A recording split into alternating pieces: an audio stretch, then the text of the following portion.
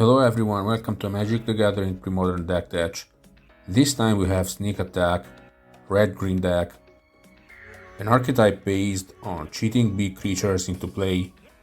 These creatures will be sacrificed at the end of the turn, so they typically leave something behind when they are put in the graveyard or simply when they enter the battlefield. You can tutor whatever creature you need thanks to Survival of the Fittest. Budget versions use Living Wish, but in that case you have to waste sideboard slots, and in that case it's just one shot. So let's start with Mana Acceleration. We have 1-drops, Birds of Paradise, Orcish Lumberjack and Tinderwall. Next, 2-drop, Wall of Roots. Clearly, full play set of Survival of the Fittest and Relative Package. 1 Anger, providing haste. Sneak Attack gives haste anyway, but you never know, this deck uses Natural Order and you can hardcast stuff. 1 Squee, Card Advantage Engine, with Survival of the Fittest obviously, and 1 Genesis, just in case you need to get something back. Then 4 Sneak Attack and 1 Natural Order. This is clearly for getting big stuff in play. The deck also includes 1 Sylvan Library in order to smooth out draws. Next we have 2 utility creatures, Nantuko Vigilante and Masticore. These 2 are meant for interacting with your opponent's stuff. And now it's time for the heavy hitters.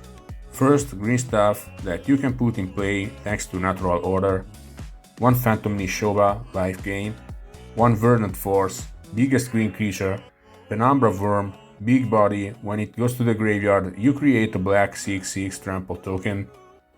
Symbiotic Worm is a little bigger, and when it goes to the graveyard you will create 7 1/1 insects.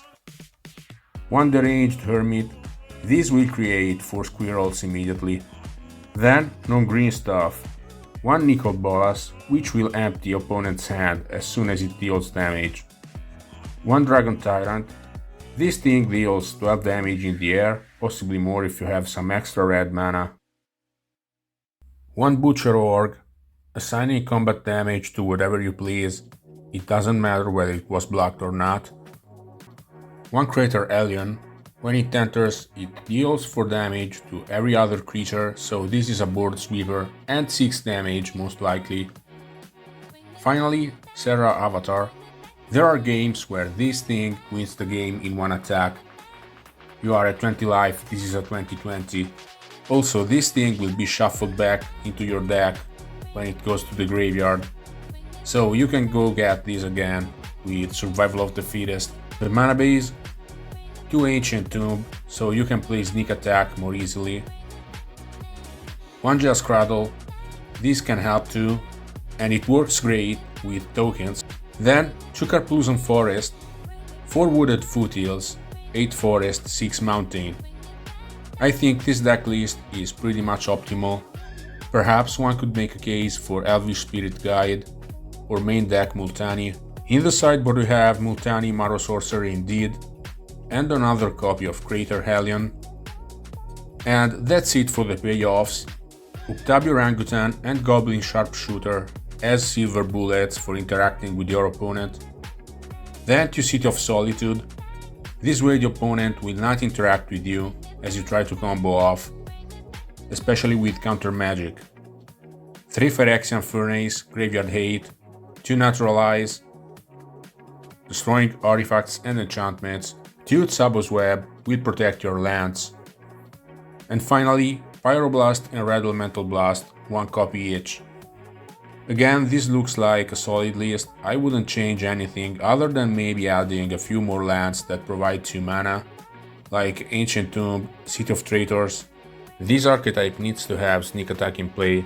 For this reason, it's weak to Disruption in general, so whether it's Duress, Counter Magic or Enchantment Destruction. So you might want to have easy access to Sneak Attack, which means adding white for cards like Enlightened Tutor, Sterling Grove, or simply Academy Rector. This means adding another color and making room. Not sure it's worth it, so we are sticking with red-green. The best thing this deck can do against Disenchant or Naturalize is to play Sneak Attack and activate it immediately in order to put Symbiotic Worm or Penumbra Worm in play and get tokens. It is possible to hardcast stuff, red and green stuff, thanks to Mana Accelerators and Just Cradle.